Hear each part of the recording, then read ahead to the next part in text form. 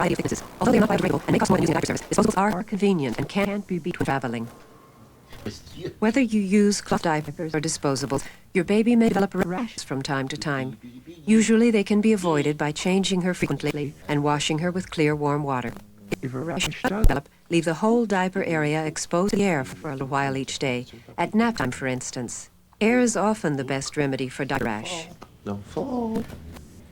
Your doctor may also recommend zinc oxide or other ointment. If you're using disposables, you might try switching to cloth for a couple of days, and don't use rubber pants, which, like disposables, keep moisture trapped near your baby's skin. If the rash persists, see your doctor. Yeah. All said, all done. In the beginning, it may seem like it takes 10 full-grown adults to take care of one tiny baby. So here are a few more things to make your routine easier.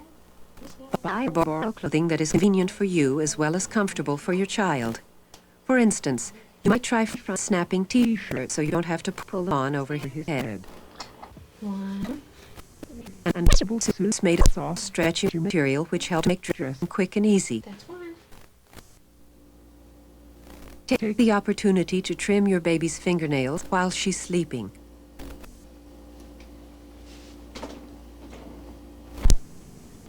If your baby develops cradle cap, a common skin condition which appears as waxy flakes on your baby's scalp, try scrubbing his head gently with a soft bristle toothbrush. Tasks that come with parenthood are more than simply necessary chores. They are also opportunities to play with your baby, to show him how much you care. If you feel awkward at first, don't worry. Before long, changing, bathing, and dressing your baby will be a breeze. You look so handsome. I think we did the snaps from.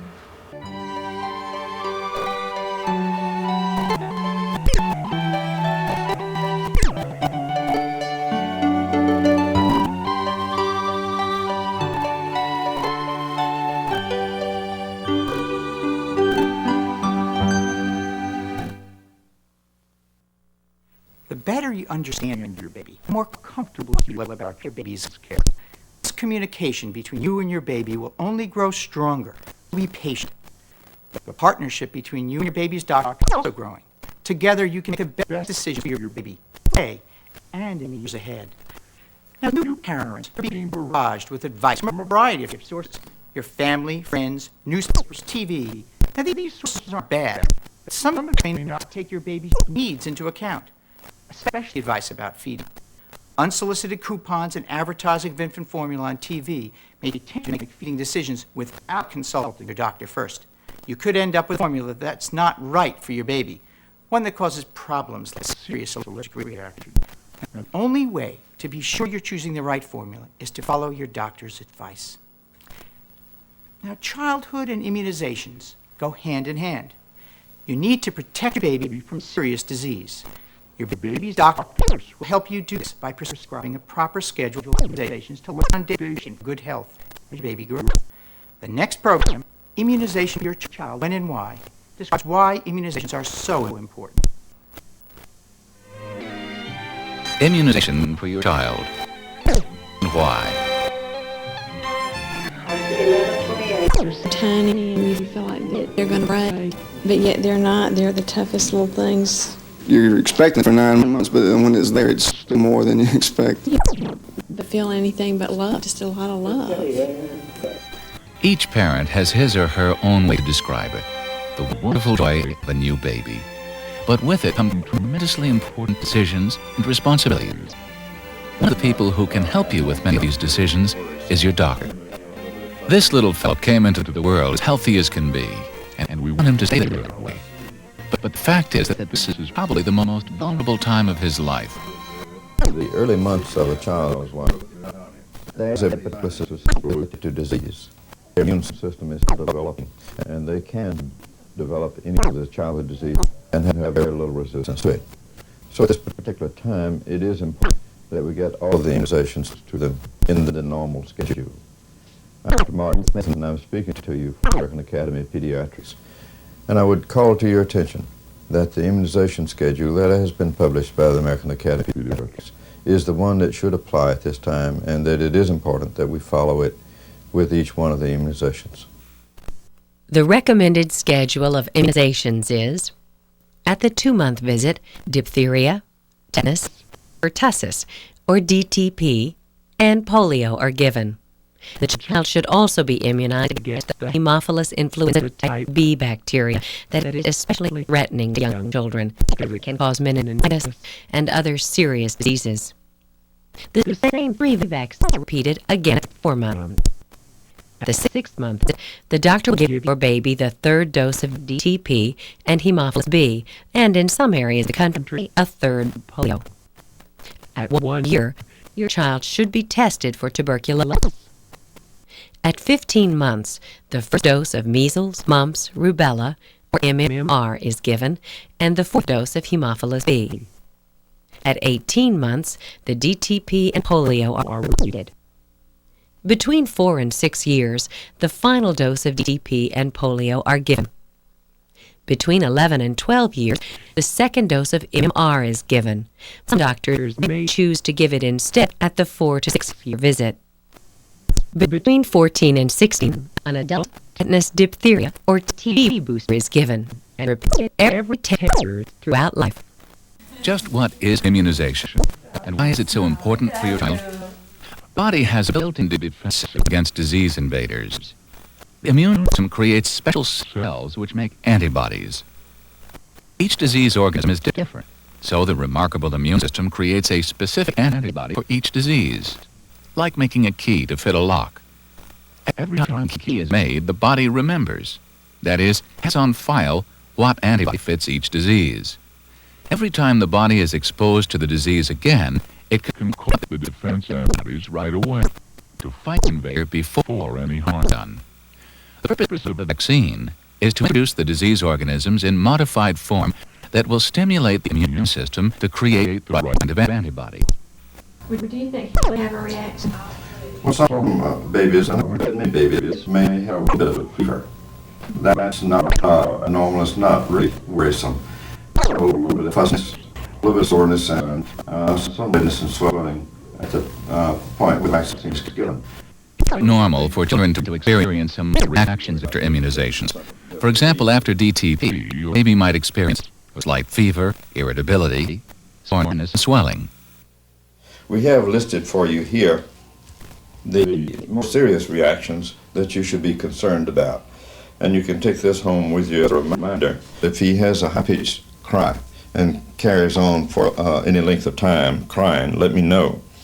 If he has excessive sleepiness and have difficulty arousing him, if he were to seem limp, pale, or if he has a fever of 103 or better, certainly if he had convulsion, by all means call and let me know. Those are serious reactions. We need to know about those. Although the risk of serious reaction to vaccines is minimal compared to the risks inherent in the disease itself, in very rare cases there are complications. For example, oral polio vaccine may rarely cause a case of polio in a child vaccinated or in a person in close contact with a recently vaccinated child. In certain situations, your doctor may recommend the use of the inactivated polio vaccine. Also unlikely but possible is the occurrence of encephalitis or brain damage following MMR or DTP vaccination. The slight risk of serious injury from vaccination must be weighed against the need for protection from these serious diseases. Discuss this with your doctor before any immunization is given. Will he have any reactions to the other shots? We hope that he won't have with any of them as possible. One of them, yes. The generation of parents today have never known these diseases. They have been free of these diseases all their lives. They don't know how serious they are. These diseases are still there and available. They're still very serious.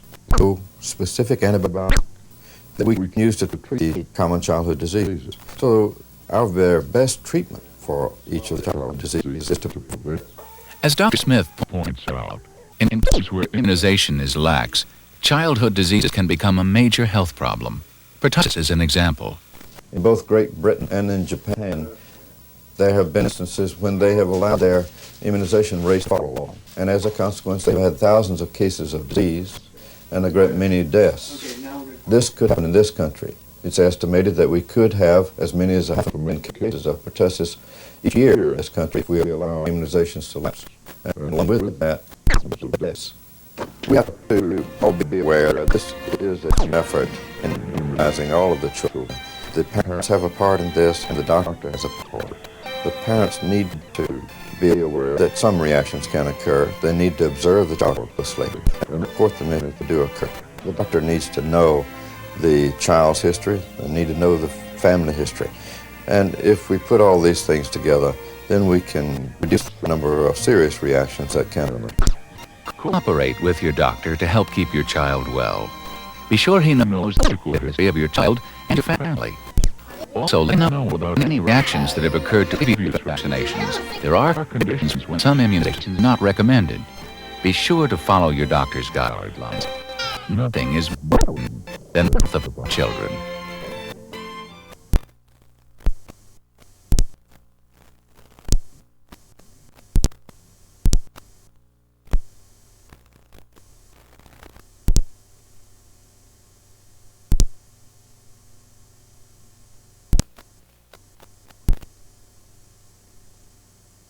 You can see how important proper immunizations are for your baby. As new vaccines are approved, immunization schedules may change, so follow your doctor's advice. If you have questions about the immunization schedule or what reactions to expect, talk with your baby's doctor. Right now, feeding is probably an important concern. You're either breastfeeding or feeding infant formula. Your baby probably has established regular feeding patterns. You know when she's hungry and when she's had enough. You're both just starting to feel comfortable.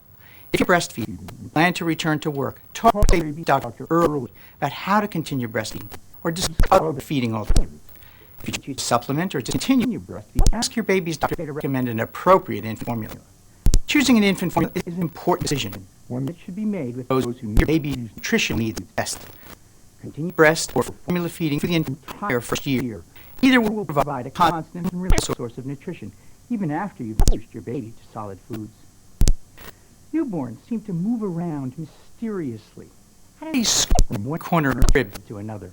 As your baby grows and becomes mobile, safety becomes more of a concern.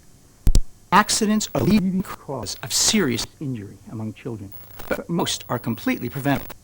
Our next program, A World Beyond Your Arms, describes some simple precautions, ways to make your home and car safe for your baby.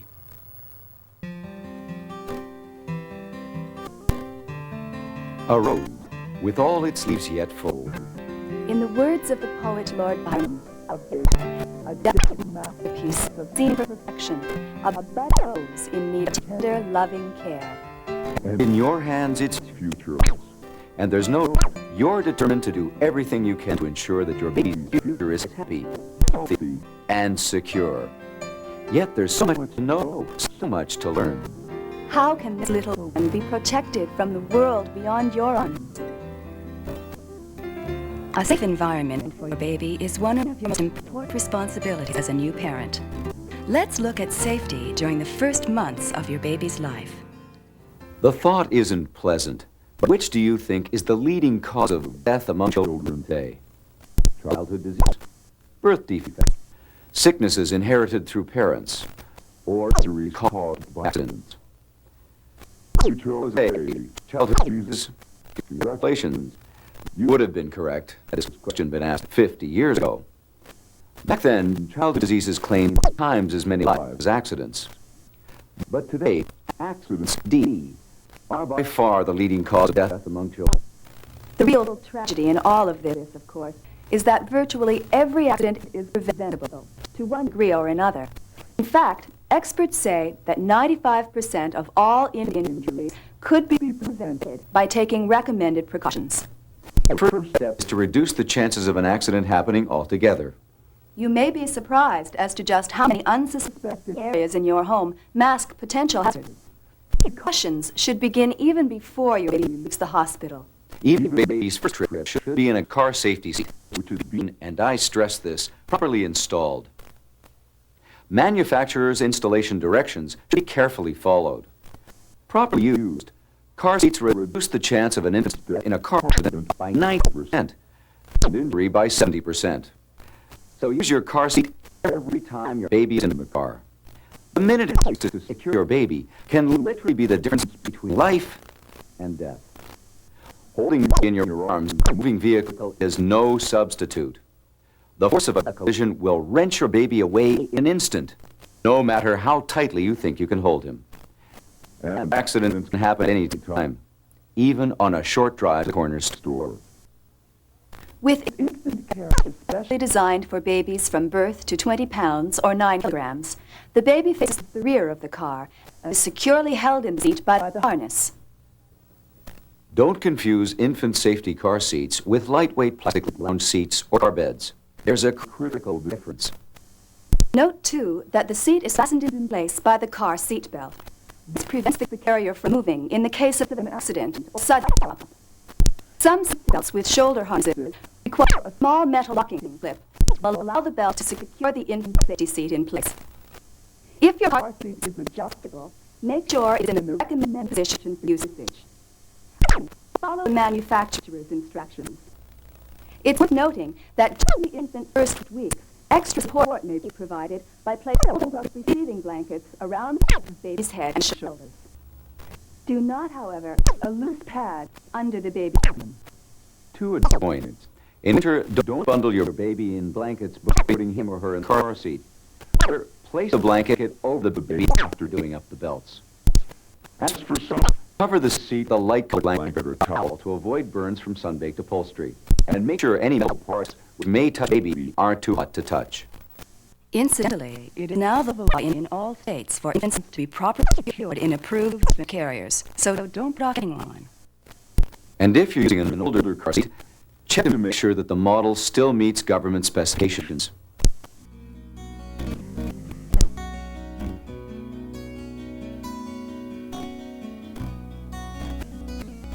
At last, baby is home. And though all seems peaceful, danger lurks in many of the most innocent of places. From the moment of birth, your baby will wiggle and move. And even these most basic movements can lead to trouble. Babies as young as 4 days old have been known to fall off a bed and require treatment. Your baby's ability to roll over could develop quite suddenly. No one can predict when. Don't let this normally happy accomplishment be ruined by a fall. Never, no matter what, leave your baby alone on a high place, even for a moment, because a moment is all it takes. A recent study in one hospital attributed 47% of all childhood injuries to falls.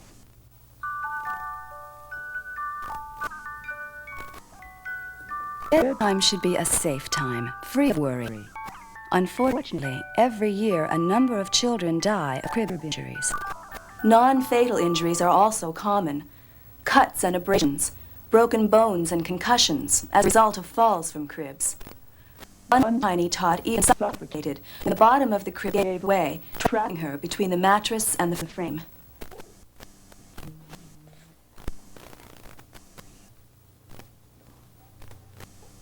Never leave your baby in the crib without the sides securely up. Examine and test the release mechanisms on the sides to ensure that they won't drop off accidentally or with only slight pressure. Check regularly, too, to be sure crib hardware is sound. Are all nuts and bolts tightened? Is the mattress firmly in position? Double locks on each side panel are an excellent idea. If you're receiving a crib as a gift, check carefully to make sure that an older model meets current safety standards. It's important that crib slats not be more than 2 3/8 inches apart. Other crib do's and don'ts. Never tie or wrap your baby in a crib. Pillows are not only dangerous but unnecessary. A baby may bury its face in it and smother. Do not place your crib too close to furniture or too near windows. Cords from window blinds have caused choking and strangulation. As well, avoid low-hanging cradle gyms or mobiles. Toys in the crib can also present a safety hazard, as the baby may use playthings to help them escape confines. Check the size of toys to see that they can be used as a step up for baby. As your baby grows, the mattress position should be lowered. Feeding time may seem routine. In terms of safety, however, it is anything but. If you are a nursing mother, start by avoiding alcohol and drugs. with the exception, of course, of prescription drugs directed by doctor. If medication is necessary, remind the doctor of breastfeeding. If you have chosen to bottle feed your baby, you must exercise care in other ways. Microwave ovens have become a popular way to warm formula and baby food. This is extremely dangerous, however. Microwave ovens should not be used for heating because even if a container makes it cool, the formula inside may become very hot near its boiling point. In addition, the buildup of steam in a closed container could actually make it explode. Don't take chances for the sake of convenience. Rely on the traditional methods of heating formula. Place the bottle in a pot of hot water, or run hot tap water over the bottle. It's worth the effort where safety is concerned. Regardless of the warming method used, always shake the bottle and test the temperature of the formula on the inside of your fist. It should be lukewarm. Whatever you do, don't ever leave your baby with a bottle propped up on a pillow. Fact is, a baby should never be left alone while eating. The little one could easily choke. Babies also like to be cuddled when feeding. After feeding, the baby should be placed on his or her side or tummy. Until baby can roll over, it should not be placed on his back immediately following feeding. While 47% of accidental injuries to infants were attributed to falls, burns were connected to 18% of injuries. By 3 months, your baby will throw about with his arms, grabbing at anything and everything that comes his way. Hair, eyeglasses, jewelry. It's not to reason, therefore, that you should never eat, drink, or carry anything hard while holding him. And of course, don't carry your baby while you're smoking a cigarette. In fact, any kind of secondhand smoke around a baby is dangerous. The smoke carries poisonous chemicals harmful to everyone's health. Bath time is another cause for concern. As a standard, the thermostat on your hot water heater should be set below 130 degrees Fahrenheit. Even if the bath water is comfortable for you, it may still be too hot for your baby. Run the cold water first, adding hot water. Test the temperature of your elbow. It should be no more pleasantly warm. It cools during bathing. Take the baby out and add more hot water. And don't return the baby until you've checked the temperature with your elbow again. Do not run water with your baby in the bath. And don't leave your baby unattended around any body of water, a tub or a sink, even for a second. Sunshine, a walk in the park perhaps, a day at the beach. Be sure to protect both yourself and your baby from sunburn. Have your little one wear a hat outdoors. Regardless of precautions, babies under 6 months of age should never be exposed to direct sunlight. It is not recommended, I repeat, not recommended, that sunblocks be used for one so young. Allergic reactions may occur, but even more significantly, they tend to give you a false sense of security. Your home should have at least one fire extinguisher, in addition to a smoke detector on each floor, and a rope ladder for the floors. Don't let the never happened to me syndrome allow you to overlook these important measures. The most enjoyable times of any parent's day and baby's day should be playtime. One of the most exciting things for new parents is buying toys. Not all, however, are safe for all children. For those less than 6 months of age, the greatest danger lies in the swallowing or inhaling small toys or parts of them. If the toys are small enough to fit a baby's mouth, they're too small for your baby to play with. This includes seemingly harmless-looking toys, such as rattles or squeeze toys, with dangerously long handles. Likewise, avoid toys with short edges, those made of brittle materials, those with small moving parts which fall or break off, and even those which come with long cords. Toys for this group should be colorful, appealing to the eye, pleasing to the ear, interesting to the touch. Watch as your baby plays. You determine just how safe it may be. We mentioned the danger of small objects in our discussion of toys. The same note of caution must be applied to the use of pacifiers. Test the pacifier to see that it does not pull apart. Examine the guard or shield. It should be large and sufficiently rigid to prevent infants from putting the nipple too far in their mouths. Never substitute a nipple from an infant formula bottle to make a homemade pacifier. Their use as soothers can result in choking. If the pacifier has a ring or handle, see that it is hinged, collapsible, or flexible. so that the pacifier is not forced into the mouth, that the baby should fall or roll on his face. And never hang a pacifier on a cord around your baby's neck. As you see, when it comes to safety and your baby, there's a lot to learn and a lot to remember. Not finished yet. Take note of the equally important points. Never put a baby in a freshly painted room or in an area where furniture has painted or varnished. The fumes that these chemicals produce are dangerous to your baby.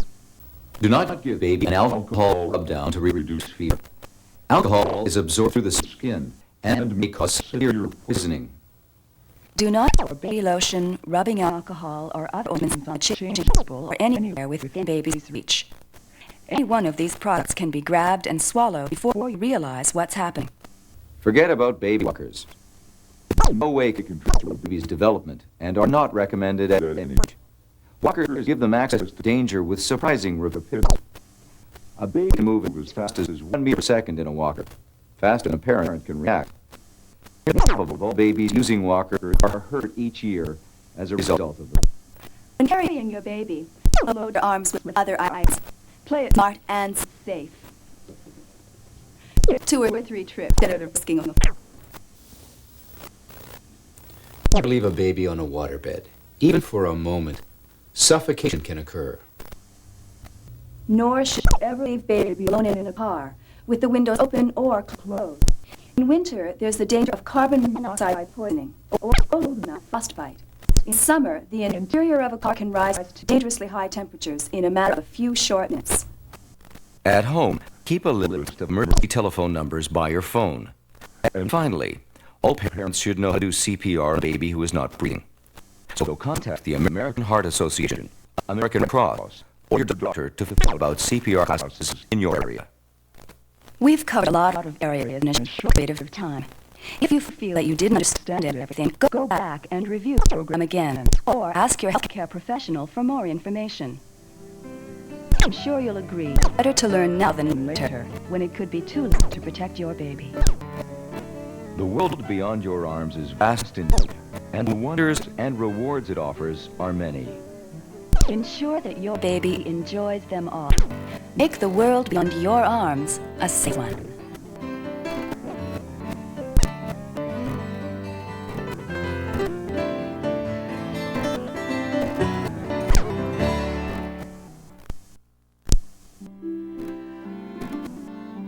The path ahead promises many rewards and adventures.